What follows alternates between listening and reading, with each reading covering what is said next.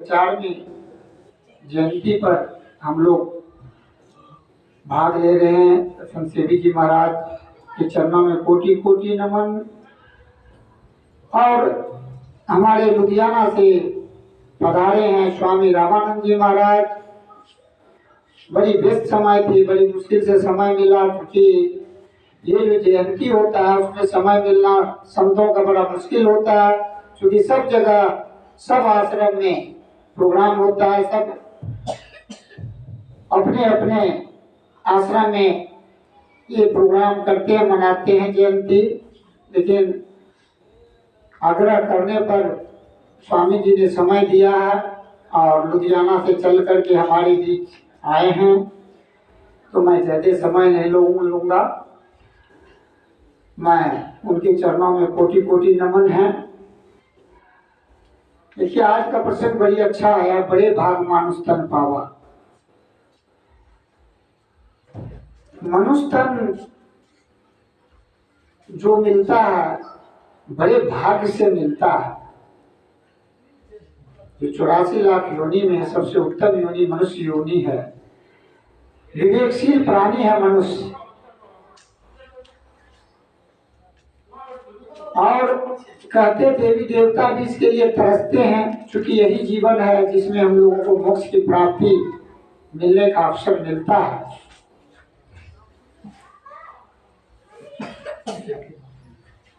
और मोक्ष की प्राप्ति तभी मिलेगा जब हम अपने गुरु के बताए मार्ग पर चलेंगे, उनके विचारों का, ज्ञान का अनुसरण करेंगे, अपने जीवन में उतारेंगे। अभी हमारे पूर्वांचल सतमत के सत्संग के व्यवस्थापक और सचिव श्री नवल बाबू बोल रहे थे, आपको बता रहे थे, जो हम लोग सुनते हैं लेकिन करते नहीं हैं। कितनी बड़ी बात बोली। जो हम लोग सुनते हैं यदि उनको हम अपने जीवन में उतारें तो हमारे जीवन ऐसा नहीं रहेगा, हमारे जीवन धन्य हो जाएगा। क्योंकि हमारे देश जो है संतों का देश है, संतों का भारत देश है। कितने महान बड़े बड़े संत हुए हैं। और देखिए, जब गुरु नानक साहब मक्का मदीना गए और वहां जब एक मस्जिद के आगे सोए थे, एक आदमी आया, कहा कि आप मस्जिद की तरफ पैर करके कैसे सोए हैं? आप ठीक आदमी ने, आप सीधा सोइए। फिर उसने दूसरे तरफ सोया। वो आदमी देखा जो मस्जिद उसी तरफ है, फिर इसी तरह सो गया। फिर उनको बोला, फिर जैसा कहा वैसा नानक देव साहब ने सो गए। फिर उसने देखा जो इसी तरह सो गया। फिर जिधर देखते उधर मस्जिद ही मस्जिद होता है। फिर उनको कहा, आप ठीक से सोइए, बेटा आप ही सुला दीजिए, किस तरह से सोएंगे। वो अपने से घसीट के उसको सीधा कर दिया, लेकिन बाद में देखा फिर उसी तरह मस्जिद था। फिर उन आदमी को ज्ञान हुआ ये कोई साधारण मनुष्य नहीं है। और गुरु नानक देव से पूछा, आप कौन है? देखिए, संत की महिमा।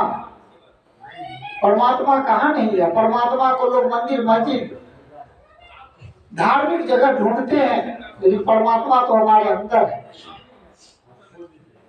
हमारे परमात्मा अंदर है। हमारे देवी देवता हमारे घर में है, हमारे माता पिता है, हमारे गुरुदेव है, हमारे बुजुर्ग है, सारे हमारे जो देवी देवता वही है। उन्हीं की सेवा से हमारा कल्याण होगा। और ऐसा यदि हम अपने व्यवहार में लाते हैं तो उससे हमारे अड़ोसी पड़ोसी समाज को भी हम उस सेवा कर सकते हैं, यदि हमारे व्यवहार में परिवर्तन होता हो। संत यही बताते हैं। क्या बता रहे थे नवल बाबू? जो हमारे वाणी से किसी को कष्ट नहीं हो, हम लोगों की सेवा करें, हम किसी का चुगली नहीं करें, हम किसी का बुराई नहीं करें।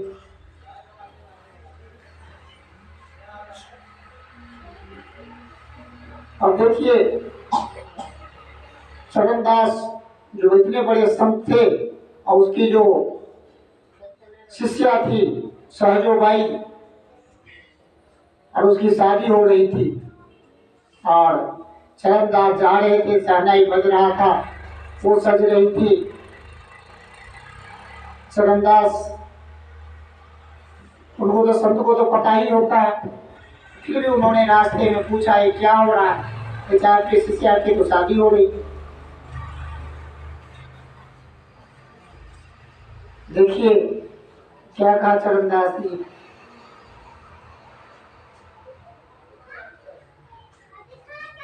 क्या कहा उसने? जो उन्होंने वाणी कहा और सहजोबाई सुनी, उसे सहजोबाई वहां से सारे चीज छोड़ के भाग गए। संत की वाणी कान में पड़ते ही, गुरु की वाणी कान में पड़ते ही स्वामी विवेकानंद जी के जो गुरु थे रामकृष्ण परमहंस जी महाराज,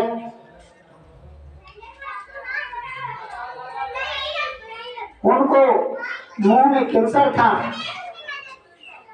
और स्वामी विवेकानंद जी कहते थे अपने गुरु को, जब आपको तो साक्षात्कारी माता दर्शन देते, जब भी आप आह्वान करते तभी प्रकट होते हैं, आप साक्षात बात करते हैं, आप क्यों नहीं कहते जो मेरे दुख दूर कर दो? कहा नहीं, जो कर्म किए तो भोगना पड़े। इतने बड़े बड़े संत इतने कष्ट काट रहे थे, और आजकल थोड़ा हम लोगों को धन दौलत हो जाता है, कितना अभिमान हो जाता है, सारी चीज यहीं पर रह जाता है, जैसे आए ऐसे ही जाना। लोगों को घमंड हो जाता है, कहते हमारे पास इतना धन है, हमारे बच्चों को कमाने की क्या जरूरत है। हमारे सवेरे संचालक महोदय कह रहे थे, जो लोग पहले सत्संगी होते धन हो जाता है तो सत्संग छोड़ देते हैं, कहते गुरु महाराज की कृपा से सारी चीज हुए और जब हो जाता है तो छोड़ देते हैं। यही चीज है जो इतने बड़े बड़े महान संत हुए हैं।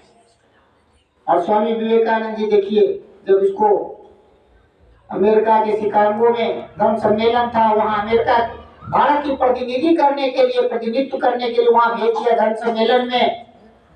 और वहां जब वो पहुंचे तो उनको समय ही नहीं दे रहा था वहां के आयोजक, कहते भारत के बच्चे आए क्या बोलेंगे, तो छोटा जी क्या बोलेंगे, भारत के लोग आए क्या बोलेंगे। सब जब बोलिए, लास्ट में उनको समय दिया, कहते भाई ने तो आयोजक कहते इसको समय दे ही दो, जो भी बोलेगा। और जब उनको समय दिया, उनको पूछा लास्ट में जो आप क्या बोलोगे, किस विषय पर बोलोगे, तो आप जिस विषय पर बोलवा, तो उन्होंने ब्लैक बोर्ड पर शून्य बना दिया। और जब शून्य पर बोलना शुरू किया, सबसे पहले तो उन्होंने ये किया, जो वहां ग्रंथ को सजाया था, जैसे ये मिठाई का डब्बा सजा हुआ है, उसी तरह भगवत गीता को सबसे नीचे रख दिया, और जो बाइबल और जो पुस्तक पुराण होता है, जो भी उनका सबसे ऊपर ऐसे रख के दिया।